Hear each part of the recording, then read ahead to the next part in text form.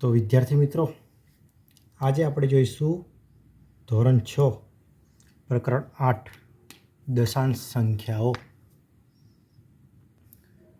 તો દશાંશ સંખ્યાઓ સમજવા માટે સૌપ્રથમ તમને મેં એ યાદ કરાવું કે તમે 50 પૈસા, 10 પૈસા, 25 પૈસા આ બધું સાંભળ્યું હશે, બરાબર?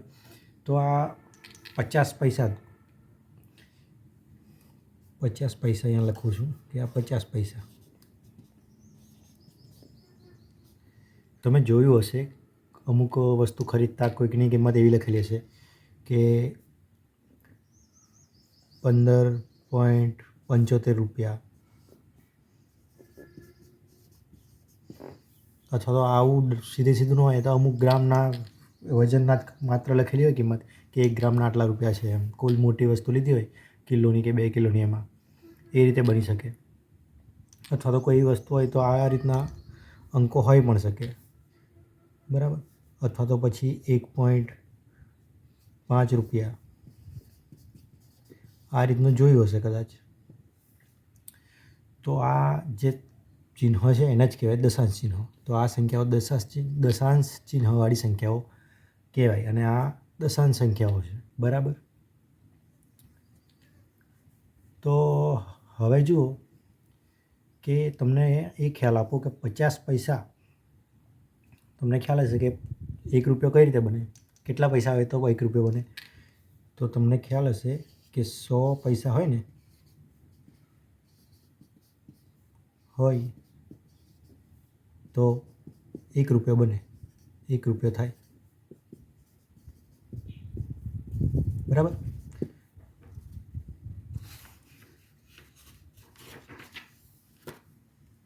સો પૈસા હોય તો 1 રૂપિયો થાય, તો આ 50 પૈસા છે. બીજા 50 પૈસા હોય તો 100 રૂપિયા થાય. તો હવે આપણું સૂત્ર બને કેવી રીતે? તો કે આપણને એવું પૂછ્યું છે ને કે 50 પૈસા એટલે કેટલા રૂપિયા. તો જુઓ કે આ 100 પૈસા હોય તો 1 રૂપિયો થાય, તો 50 પૈસા હોય તો કેટલા રૂપિયા? આવું અત્યાર સુધી આપણે કર્યું છે, બરાબર? કેટલા રૂપિયા થાય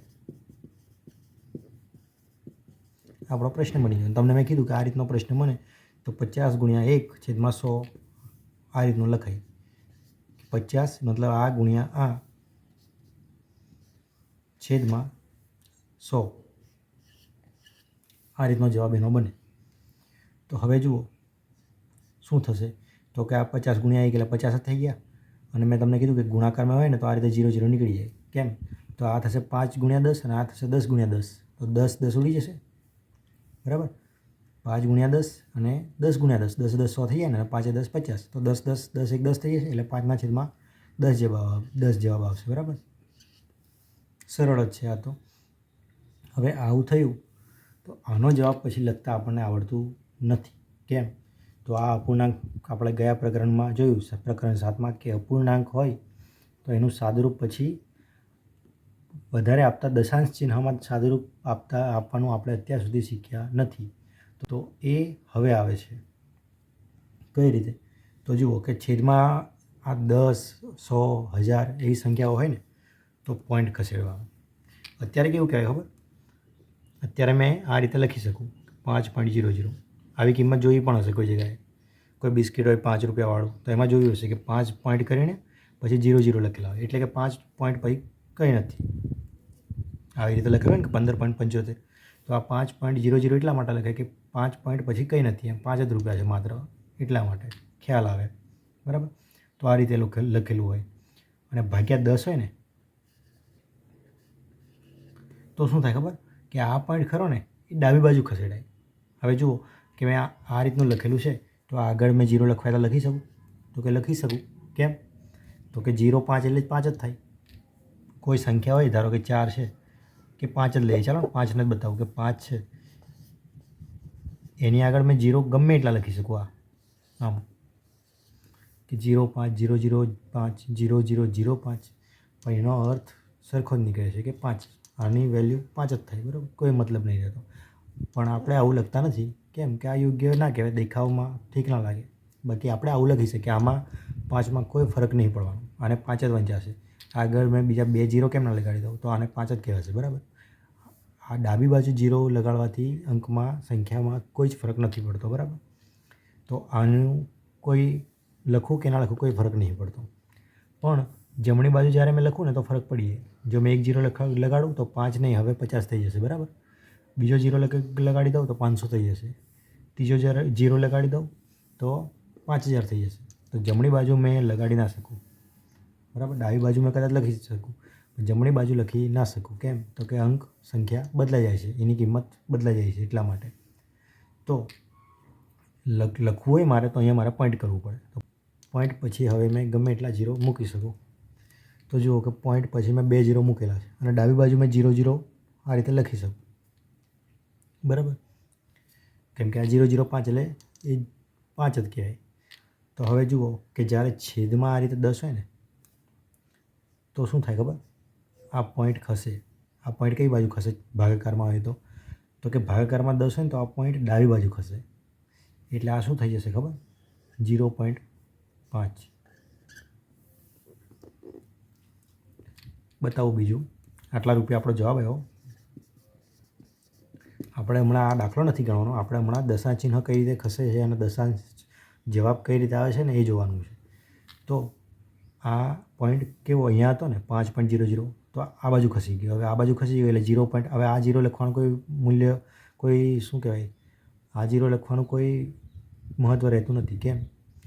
તો કે અહીંયા 0.5 તો કોઈ જ મતલબ નહીં. આની જેમ જ થયું કે આગળ ગમે એટલા 0 લખી શકું, પણ આ 0 મારે લખવું પડે. કેમ? તો કે આ પોઈન્ટ છે. હવે પોઈન્ટ, હવે 0 ના લખું, મેં તો 0.5 એમ કહું, માત્ર આ રીતે લખું કે 0.5, તો એ પછી ખબર ના પડે, બરાબર?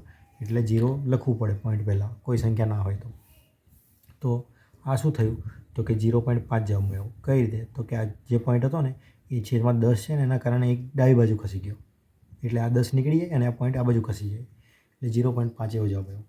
હવે જો માત્ર 5 એકલા હોત અને છેદમાં 100 હોત ને તો શું થતું? તો 2 પોઈન્ટ ખસતા. કઈ રીતે? તો જુઓ, તમને મેં કીધું એમ કે 0.5 છે તો એના પછી પોઈન્ટ મૂકીને મેં ગમે એટલા 0 લખી શકું આ રીતે. એવી જ રીતે આગળ મેં ગમે એટલા લખી શકું.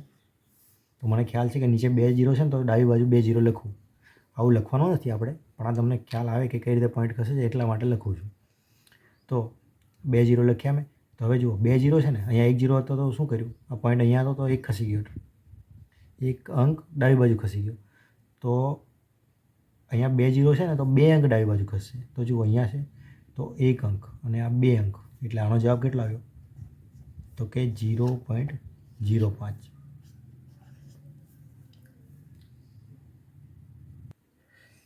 અને આનાથી ઉલટું આ છે ભાગાકારમાં છે ને, તો તમને ખ્યાલ હશે કે ધારો કે આવું હોત કે 5 × 100,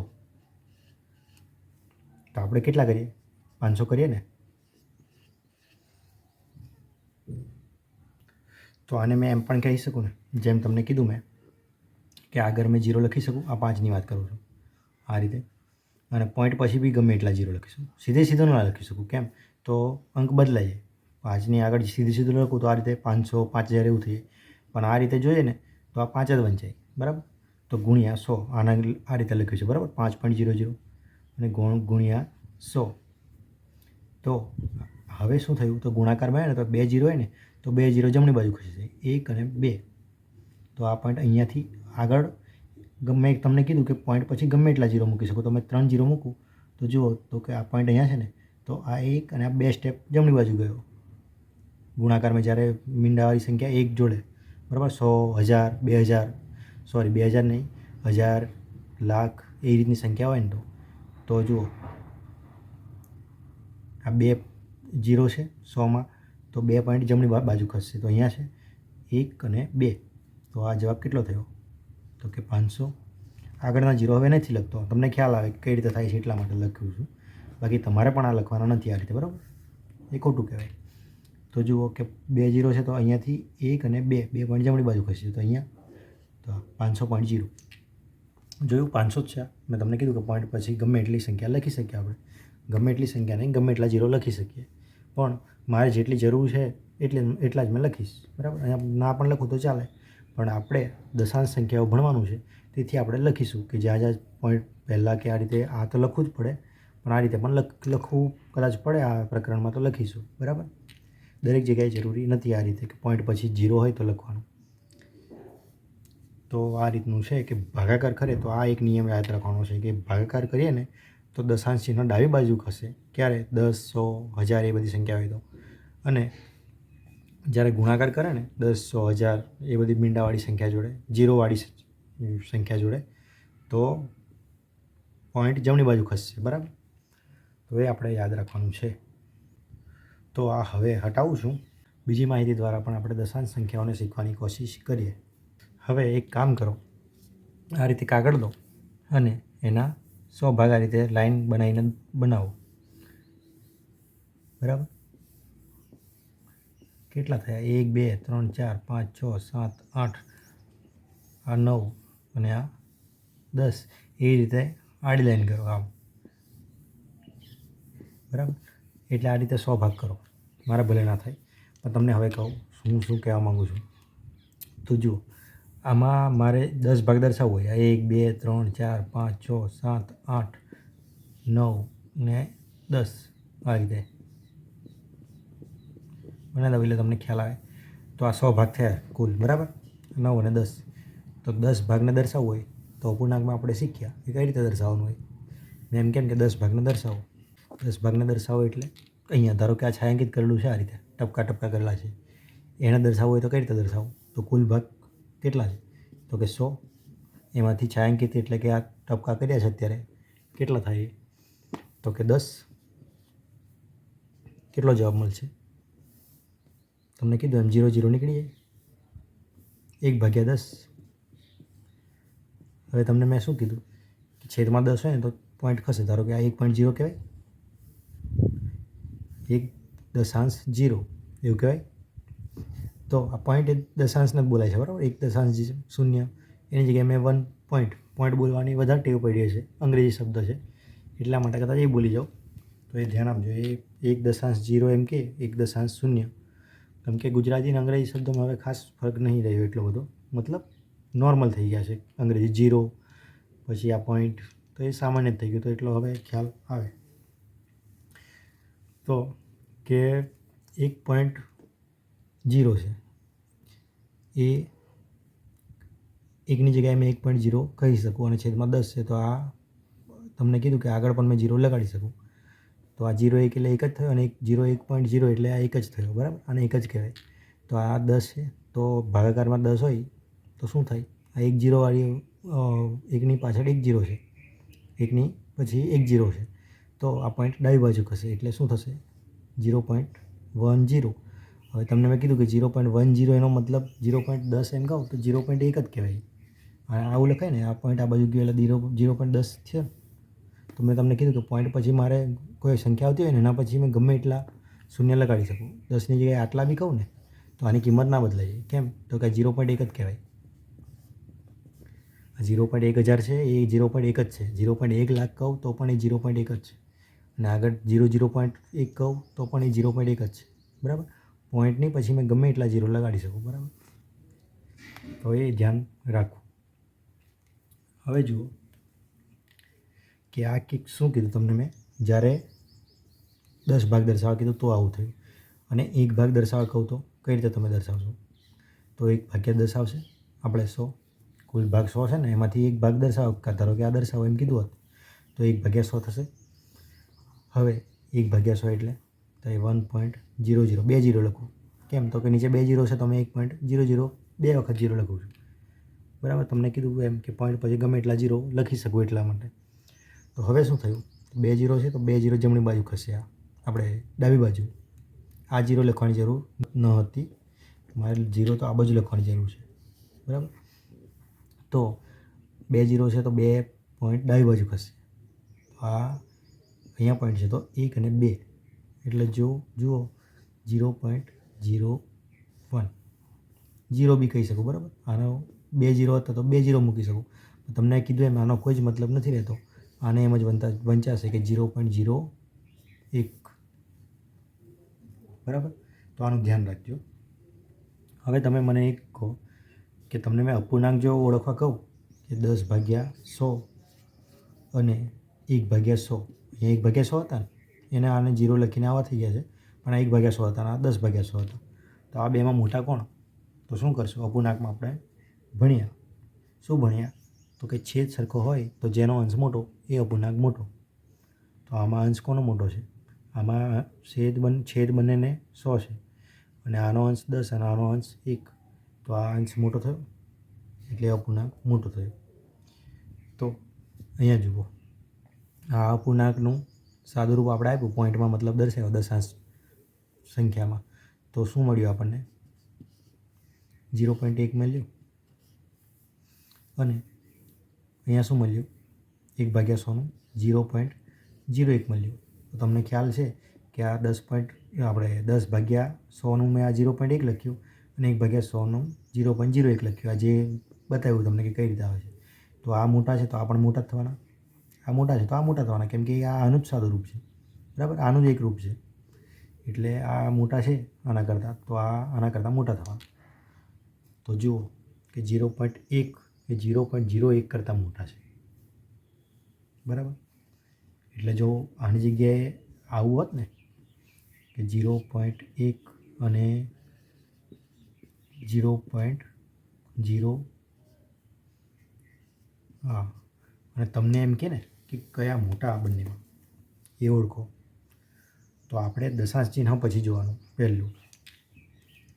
તો દશાંશ ચિહ્ન પછી પહેલું શું છે જોવાનું, એ અંક જેમાં મોટો હોય ને એ મોટો. પહેલાં આ જોવાનું, દશાંશ ચિહ્ન પહેલાં કયું મોટું છે, કયો અંક મોટો છે એ જોવાનું, અને પછી એ જો સરખો હોય ને તો દશાંશ ચિહ્ન પછી કયો અંક મોટો છે ને એ જોવાનું, બરાબર? તો આ છે ને એ મોટા થાય. કેમ? તો કે આ દશાંશ ચિહ્ન પછી પ્રથમ અંક છે ને એ આમાંના કરતાં મોટો છે, આમાં 0 છે અને આમાં 1 છે. તો આ ખાસ ધ્યાન રાખવાનું, કેમ કે જોવામાં તો એવું લાગે કે આ 154 છે અને આ તો માત્ર 1 જ છે. આ મોટા લાગે જોવામાં પણ એવું નથી. આપણે દશાંશ ચિહ્ન ખાસ જોવાનું, બરાબર? એટલે આ થયું 0.0154 અને આ છે 0.1. એટલે 0.1 એ વધારે કહેવાય, બરાબર? 0.000 એમ જેટલો કરો ને એટલો નાનો ભાગ એવું સમજવાનું. હવે આ આકૃતિ હટાવું છું જગ્યા કરવા માટે. તો આ કેમ 0.1 અને 0.0154 કરતાં 0.1 એ મોટા છે? હા, કેમ? તો જુઓ કે તમને મેં પહેલાં કીધું આના પહેલાં કે 1/10 હોય ને તો એનો જવાબ કેટલો આવે? તો કે 0.1. કેમ? તો તમને કીધું કે અહીંયા 1.01 ને મેં 1.0 લખી શકું, આ એક જ થયું. આગળ પણ 0 લખી શકું. અને તમને મેં કીધું કે જ્યારે છેદમાં 0 હોય ને, 1 0 વાળી સંખ્યા, મતલબ 10 કે 100 કે એની વાત કરું કે એકની પાસે જો 1 0 હોય ને આ રીતે 10, તો 1 પોઈન્ટ ડાબી બાજુ ખસે, 100 હોત તો 2 પોઈન્ટ ખસતા, 1000 હોત તો 3 પોઈન્ટ ખસતા, એ રીતે. તો આ 10 છે તો 1 પોઈન્ટ ડાબી બાજુ ખસે એટલે 0.1 આવ્યું, 0.1 જવાબ આવ્યો. પછી જો 1/10 હોત, 1/10નો 0.1 જવાબ આવે અને 1/100 હોત તો 0.01 જવાબ આવતો. કેમ? તો કે 2 પોઈન્ટ ખસતા ડાબી બાજુ, આ બાજુ આમ લખી શકું અને 1.0 લખી શકું. તો 1 અને 2 છે ને તો આ 1 અને 2 એટલે 0.01 કેવો જવાબ આવે. એવી જ રીતે 1/1000 હોત તો 0.001 આવો જવાબ આવે, બરાબર? એટલે એનો મતલબ શું થયો કે 10મો ભાગ હોય ને તો 0.1 આવે, 100મો ભાગ હોય ને તો 0.01, અહીંયા પણ 0 આવી ગયું જુઓ. અને 1000મો ભાગ હોય, 1000મો ભાગ, તો 2 0 આવી ગયા પછી 1 આવે. એટલે જેટલો નાનો ભાગ હોય ને એટલા અહીંયા 0 પોઈન્ટ પછી વધતા જાય આ રીતે, બરાબર? 10મા ભાગમાં 0.1, 100મા ભાગમાં 0.01, 1000મા ભાગમાં 0.001, 1 લાખમો ભાગ કરીશ 10,000મો, પહેલાં 1000 આવ્યો ને એટલે 10,000, 1 2 ને 3, તો હજુ 1 0 વધી જશે કે 1 2 3 અને 1. તો ખબર પડી? એટલે આ સૌથી નાની સંખ્યા છે, સૌથી મોટી, 0.1 એ સૌથી મોટી સંખ્યા છે, એના કરતાં નાની 0.01, સૌથી મોટી એટલે કે આપેલી સંખ્યાઓમાં, એમ કે આપેલી સંખ્યાઓ સૌથી મોટી આ છે આના કરતાં, પછી એના કરતાં નાની છે, આના કરતાં આ નાની છે, એના કરતાં 0.001 નાની છે અને એના કરતાં આના કરતાં કોણ નાનું છે કે 0.0001. તો આ ધ્યાન રાખજો કે જેમ 0 આ રીતે આ વધે તેમ સંખ્યા નાની થતી જાય, બરાબર? પોઈન્ટ પછી તો આ થોડી સરખામણી હતી કે કઈ રીતે મોટી સંખ્યા ઓળખવાની, બતાવું બીજી પણ સરખામણી એટલે ખ્યાલ આવે. તો તમને અલગ અલગ પ્રશ્નો પૂછે કે ધારો કે એવું કે 0.3 અને 0.4માં કોણ મોટા છે. ચાલો ને એમ ખાલી જગ્યા બનાવી દઉં મેં. પછી 1.033 અને ખાલી જગ્યામાં ચિહ્ન મૂકવાનું છે, મતલબ લેસ ધેન કે ગ્રેટર ધેનનું, બરાબર. 1.033 અને આ બાજુ લખી દઉં 0.99. પછી આ લખી દઉં A, આને લખી દઉં B. પછી તો કે 1.44 અને 1.044. પછી C 0.99, 0.099.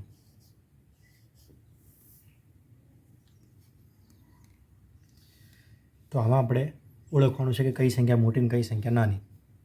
તો જુઓ કે 0.3 અને 0.4. તમને તો પહેલાં મેં એ કીધું કે આ સંખ્યા જોવાની પહેલાં, પોઈન્ટ પહેલાંની. તો આ 0 છે એટલે કે આ પણ 0 છે, એટલે આનાથી ખ્યાલ નહીં આવે. હવે એના પછીનો જુઓ, પોઈન્ટ પછી પહેલો અંક કયો છે. તો આમાં જુઓ 3 છે ને આમાં 4 છે, તો કઈ મોટી? તો જેમાં એ પહેલો અંક મોટો એ મોટી, એટલે કે 4 મોટી થશે.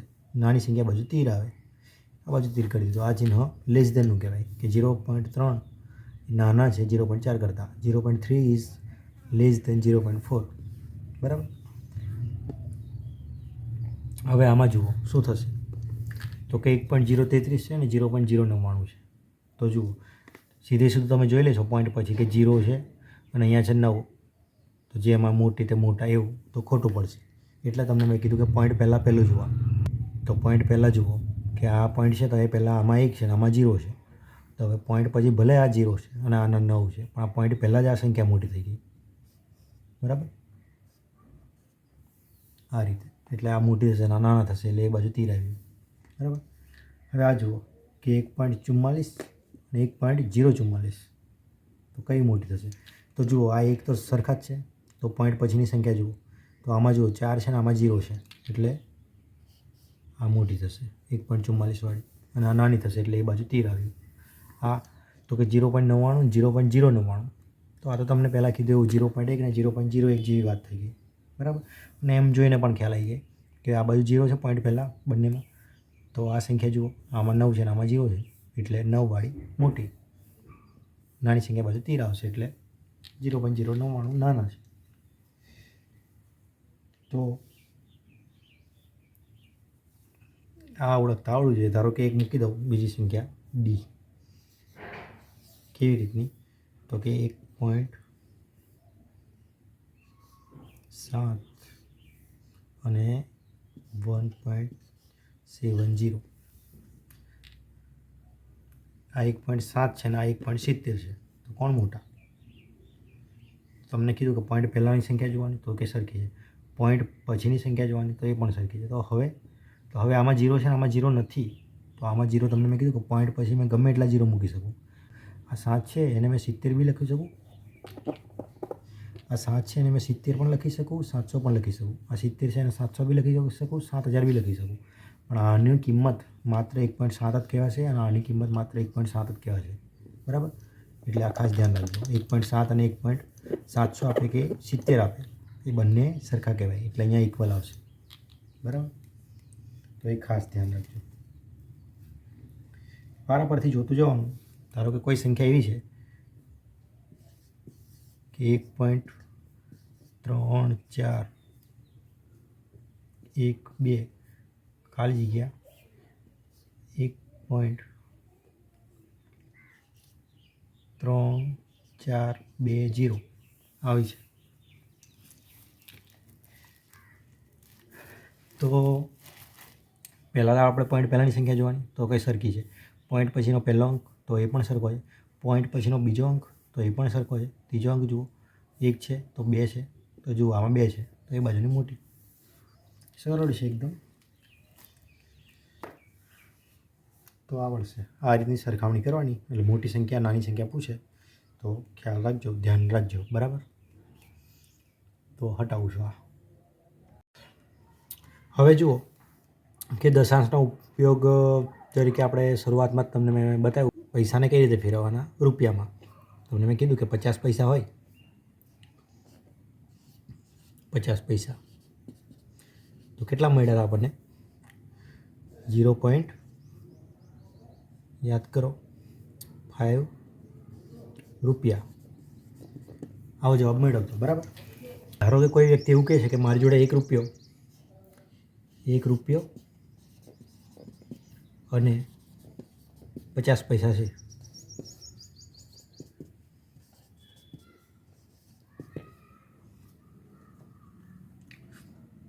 તો આપણે કુલ એક જ અંકમાં ગણવું હોય કે આંકડો જોઈને ખબર પડી જાય કે એની પાસે એ સંખ્યા જોઈને આપણને ખબર પડી જાય કે એની પાસે 1 રૂપિયો અને 50 પૈસા છે. તો એવું કઈ રીતે કરી શકીએ?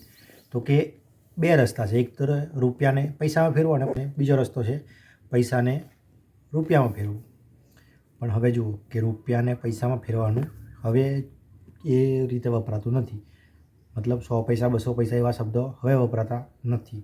બહુ પહેલાં વપરાતા હશે પણ અત્યારે વપરાતા નથી.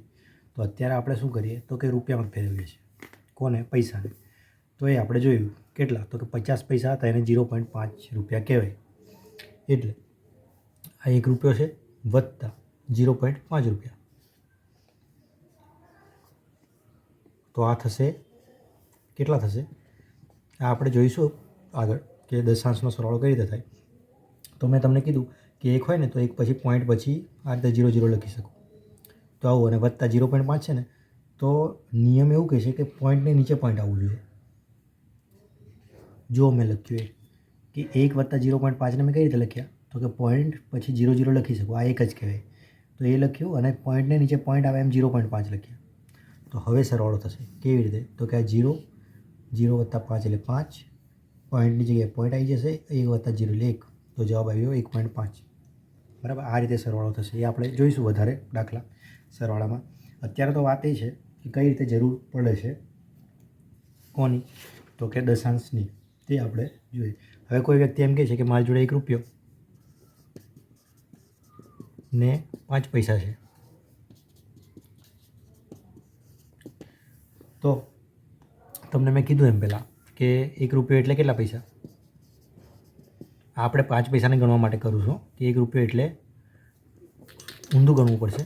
મતલબ પહેલાં પૈસા વાપરવું પડશે કે 100 પૈસા એટલે 1 રૂપિયો.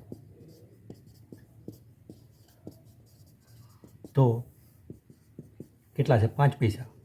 5 પૈસા એટલે કેટલા રૂપિયા? આવું સૂત્ર બને. 5 ગુણ્યા 1 ભાગ્યા 100 એટલે 5 ભાગ્યા 100 આટલા રૂપિયા મળ્યા. તો શું થશે? 1 અને 2. તમને કીધું, ઘણીવાર કીધું છે આ વાત કે 5 પછી 5.00 મેં કહી શકું પણ એની જરૂર નહીં. મારે ડાબી બાજુ જરૂર છે, બરાબર.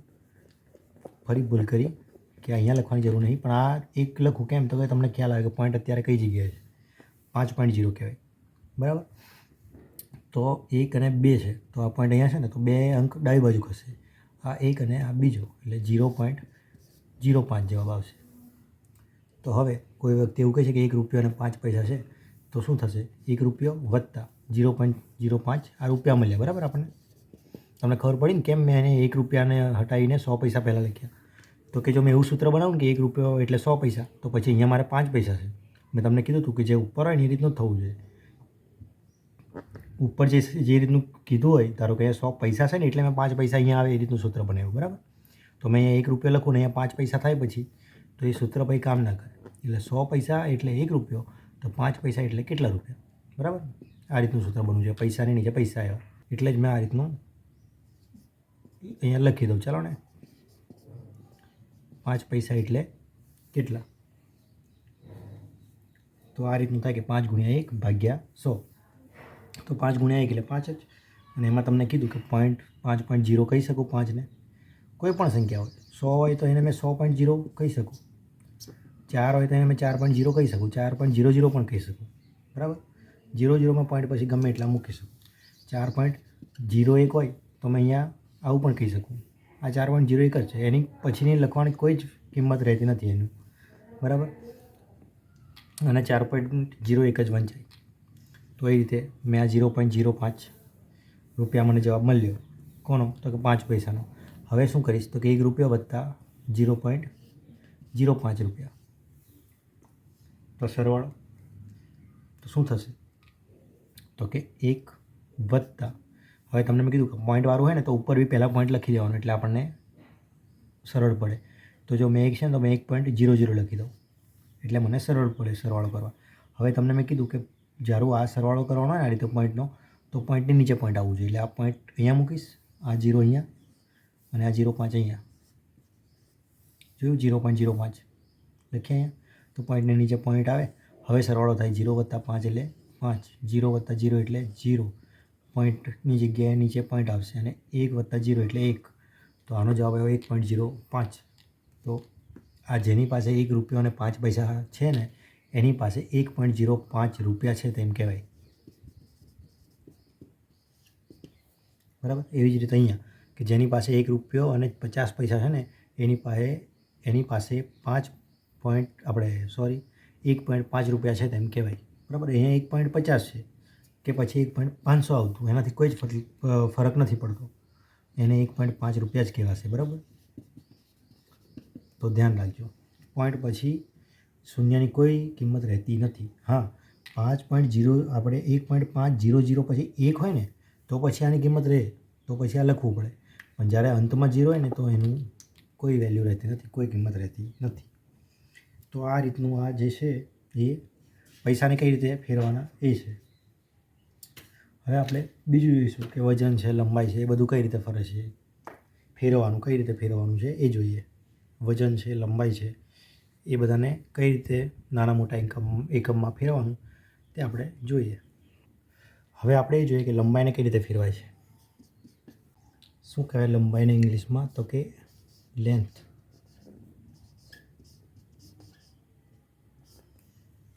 તો જુઓ કે તમને મેં કીધું હતું ફૂટપટ્ટીમાં કઈ રીતનું હોય છે એમ. ફૂટપટ્ટી હોય, મોટો ભાગ નથી દોરતો, થોડુંક જ બતાવું છું. તો આ તમને કીધું કે ધારો કે આ ધાર પર લખેલા છે 0. ચાલો ને અહીંયાથી બતાવું. આ ધારો કે 0 છે, પછી 1 2 3 4 અને આ 5મો થોડોક મોટો છે ભાઈ, 6 7 8 9 10મો પાછો આના જેટલો એટલે કે આ 1. પછી 1 2 3 4 5મો થોડો મોટો, 6 7 8 9 અને 10મો પાછો 2. આ રીતે 1 2 3 4 5 6 7 8 9 ને 10મો એટલે 3. આ રીતે આખી મોટી ફૂટપટ્ટી 30 સેન્ટીમીટર, નાની હોય તો 15 ઇંચની ફૂટપટ્ટી તમે જોઈ હશે. હવે તમને મેં એમ કીધું હતું આ પ્રકરણ 1માં જ લગભગ આપણે ભણી ગયા હતા. એમાં જોયું હતું કે આ જે ખરું ને 0 થી 1 એ કહેવાય 1 સેન્ટીમીટર, બરાબર. આટલું અહીંયાથી અહીંયા સુધીનું જે માપ ખરું હા, બરાબર. 0 થી 1 સુધીનું એને કહેવાય 1 સેન્ટીમીટર. અને 1 સેન્ટીમીટરના બીજા નાના નાના 10 ભાગ કરી મૂક્યા હોય. 1 સેન્ટીમીટરના બીજા નાના નાના 10 ભાગ કરી મૂક્યા હોય. આ જે ભાગ ખરા ને એ 10 ભાગ થશે નાના નાના. આમ આ એક, આ બીજો, એ રીતે આ બે કાપા વચ્ચેનું જે ભાગ છે ને એની વાત કરું, બરાબર. તો એક ભાગની કિંમત કેટલી? તમને મેં કીધું હતું કે 1 મિલીમીટર થાય,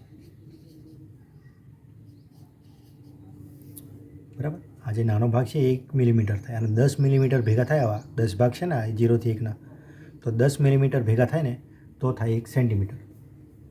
આ બધું ભણી ગયા છે આપણે કે 10 મિલીમીટર હોય તો એના બરાબર થાય 1 સેન્ટીમીટર, બરાબર. આ ટપકું નહીં કરવાનું, એવું તે વખતે પણ કીધું હતું, મેં ભૂલ કરું છું. હવે જુઓ કે તમને એમ પૂછે કે 1 મિલીમીટર બરાબર કેટલા સેન્ટીમીટર, તો શું કરશો?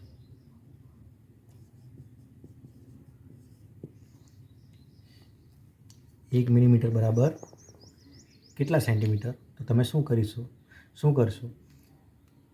તો 1 સેન્ટીમીટરના 10 ભાગ છે, 10મો ભાગ છે ને, આ 1 ભાગ થયો ને. 1 સેન્ટીમીટરના જે 10 ભાગ થયેલા છે એમાં 1 ભાગ છે. કોઈ બી વસ્તુના 10 ભાગ કરીને 1 ભાગ બતાવવું હોય તો કઈ રીતે બતાવીએ આપણે? 1/10, બરાબર. તો એ રીતે પણ સીધું પણ સમજી શકાય કે આ 10 ભાગ કરેલા છે એમાંથી 1 ભાગ એટલે 1/10, બરાબર. પણ આપણે બીજી રીતે સૂત્ર બનાવીએ તો આ બનશે કે 10 મિલીમીટર એટલે 1 સેન્ટીમીટર. તો 1 મિલીમીટર એટલે કેટલા? એટલે કેટલા સેન્ટીમીટર? આવું પણ સૂત્ર બની જાય, બરાબર. અને સીધે સીધું સમજાય તો એ બરાબર છે. તો આ શું થશે? 1 ગુણ્યા 1 ભાગ્યા 10. તો આ થશે 1/10. કેટલો જવાબ આવશે? 0.1. તમને કીધું એમ કે પોઈન્ટ ખસી જાય ડાબી બાજુ, બરાબર. તો અહીંયા 0 કહેવાય, અહીંયા 1.0 કહેવાય. એટલે આ પોઈન્ટ અહીંયાથી આ બાજુ આવતો રહે. તો આ શરૂઆતમાં બતાવું છું, પછી મેં જેમ જેમ પ્રકરણના શું કહેવાય, આ થોડું ચાલશે હમણાં, એટલે એ પછી મેં આ નહીં લખું. અત્યારે તમને બતાવું છું, અને તમારે પણ નથી લખવાનું, આ સમજ માટે જ છે. તો 1.0 છે, તો 1 પોઈન્ટ ડાબી બાજુ ખસશે અહીંયાથી, એટલે 0.1 જવાબ આવી ગયો, બરાબર. 0.10 થાય જો આ બાજુ આવે તો, પણ 0.10 એ 0.1 જ છે, બરાબર. તો આ એમ તમને વિચાર આવતો હશે કે આ 0.10 કેમ ના લખ્યું, બરાબર. પણ ના આવવો જોઈએ, કેમ કે તમને મેં પહેલાં કીધું છે કે આ 0.10 એમ જ લખાય. કેમ? તો કે આ પોઈન્ટ ડાબી બાજુ ખસે, એટલે આ 0.1 અને પછી 0 એ રીતનું જ લખાય. પણ આનું કોઈ કિંમત રહેતી નથી એક પછી, એટલે આ 0.1 જ કહેવાય. 0.10 અને 0.1 સરખા છે. 0.100 કે તો એ 0.1 જ થયું, બરાબર. તો આ રીતનું છે. તો આ એક કાપાની વેલ્યુ અહીંયાથી એની વેલ્યુ કેટલી થઈ? તો 0.1 સેમી. આ સેમી છે, બરાબર, એ યાદ રાખજો. એટલે 1 મિલીમીટર બરાબર 0.1 સેન્ટીમીટર થાય. તો આવું છે. હવે જ્યારે મોટા એકમોની વાત આવે તો એટલે કેવા બતાવું, હટાવું છું. હવે મોટા એકમો એટલે એવા, ધારો કે તમને એમ પૂછે કે 1 મીટર બરાબર કેટલા સેન્ટીમીટર, અથવા 1 મીટર બરાબર કેટલા મિલીમીટર,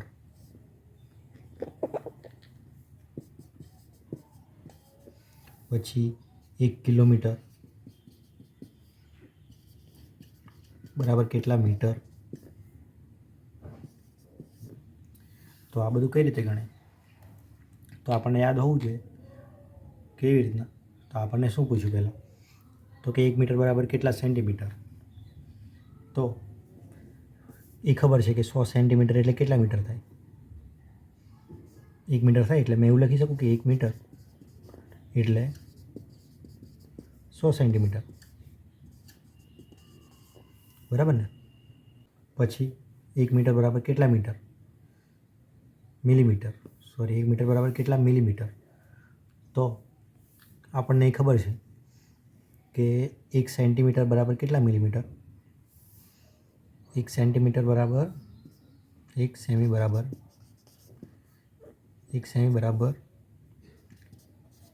10 મિલીમીટર થાય.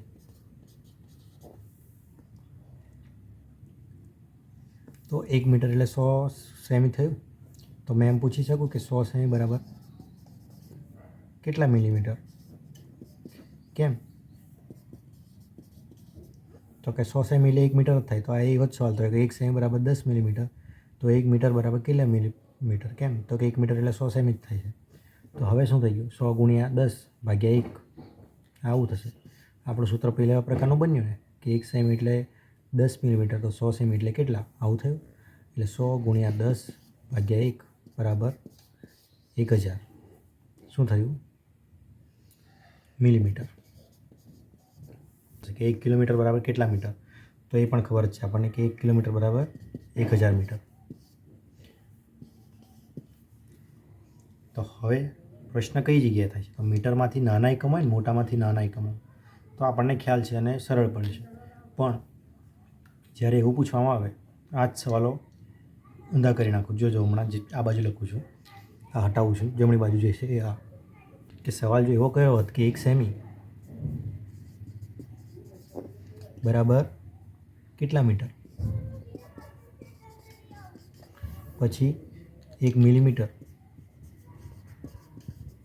બરાબર કેટલા મીટર, અને 1 મીટર બરાબર કેટલા કિલોમીટર? તો હવે સવાલ બદલાયો. તો જુઓ કે આપણને ખબર છે કે આપણને પૂછ્યું ને મીટર, તો 100 સેમી એટલે 1 મીટર થાય. આપણું સૂત્ર હવે બદલાઈ જશે. હવે આવું થઈ જશે કે 100 સેમી એટલે 1 મીટર. તો 1 સેમી એટલે કેટલું? 1 સેમી એટલે કેટલા મીટર? બરાબર. તો 1 ગુણ્યા 1 ભાગ્યા 100. 1 ભાગ્યા 100 થવાનું. 1 ગુણ્યા 1 એટલે શું? 1 જ થયું. તો 1 ભાગ્યા 100 થયું. 1 ભાગ્યા 100નો શું જવાબ આવે? ગમે એટલા જીરો આગળ પણ લખી શકું. આ પોઈન્ટ આવી ગયો એટલે જમણી બાજુ પણ લખી શકું પોઈન્ટ પછી. તો 2 જીરો છે 1 પછી. આ યાદ રાખજો ખાસ કે 10, 100, 1000, 1 લાખ એ રીતની કિંમત હોય ને તો જ આ પોઈન્ટ ખસે. જો ભાઈ 200 હોય ને તો મારે 2ને અને 100ને અલગ અલગ કરવું પડે. 2 ગુણ્યા 100 કરવું પડે અને 2 વડે ભાગ ચલાવવું પડે પહેલાં અને પછી આ પોઈન્ટ ખસેડાય. બરાબર.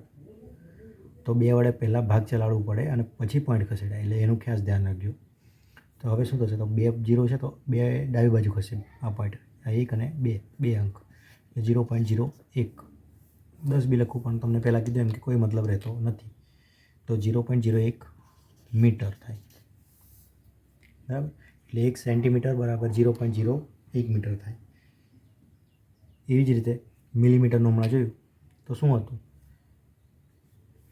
તો 1 મિલીમીટર એટલે કેટલા મીટર? તો તમને આપણે હમણાં જોયું કે મિલીમીટર કેટલા હતા? તો કે 1000. 1000 મિલીમીટર હોય તો 1 મીટર થાય. બરાબર ને? હમણાં જ ગણ્યું છે આની પહેલાં જ. તો 1000 મિલીમીટર એટલે 1 મીટર થાય. અને તો 1 મિલીમીટર બદલી નાખું છું અહીંયા કે 1 મિલીમીટર એટલે કેટલા મીટર થાય? તો 1 ગુણ્યા 1 ભાગ્યા 1000. તો અહીંયા 1000 થઈ જશે અને આનો 0.01 જવાબ આવ્યો ને તો આનો જવાબ આવશે 0.001 જવાબ મીટર. કેમ? તો 1000 છે એટલે 3 પોઈન્ટ ખસશે. બરાબર. એટલે અહીંયા 1000 થઈ જશે એટલે અહીંયા પોઈન્ટ છે તો 1, 2 અને 3 એટલે 0.001 મીટર. આવો જવાબ આવશે. અને 1 મીટર એટલે કિલોમીટરમાં પણ સરખું જ છે. તો આપણને ખબર છે કે 1 કિલોમીટર એટલે 1000 મીટર થાય. તો આપણું સૂત્ર આવું બની જશે કે 1000 મીટર એટલે 1 કિલોમીટર. તો કેટલા મીટર? કે 1 મીટર એટલે કેટલા? બરાબર. તો 1 ગુણ્યા 1 ભાગ્યા 1000 તો ફરી એ 0.001 જ જવાબ આવશે. બરાબર. તો આ રીતના દાખલા ગણાય. સરળ છે, બદલતા ફાવવું જોઈએ. મોટા એકમોમાંથી નાના એકમોમાં કહે ને તો જવાબ બરાબર જ આવશે આ રીતના કે 1000 આવશે, 100 આવશે એ રીતના. પણ નાના એકમોમાંથી મોટામાં ફેરવવું હોય તો એ પોઈન્ટમાં જવાબ આવશે. બરાબર. તો એ ખ્યાલ રાખજો. આપણે પહેલાં પણ જોયું કે 0 પોઈન્ટ શું કહેવાય 50 પૈસા હોય તો એ 50 પૈસા એ નાનો એકમ છે અને રૂપિયા એ મોટો એકમ છે. બરાબર. નાણાંની વાત કરીએ ને ત્યારે એટલે 50 પૈસા હતા ને તો એને આપણે રૂપિયામાં કન્વર્ટ કર્યા ને બદલ્યા ને તો એ 0.5 રૂપિયા થયા. બરાબર. એટલે એ રીતનું છે. એટલે ધ્યાન રાખજો કે નાના એકમોમાંથી મોટા એકમોમાં ફેરવાય તો પોઈન્ટમાં જવાબ આવે દશાંશમાં.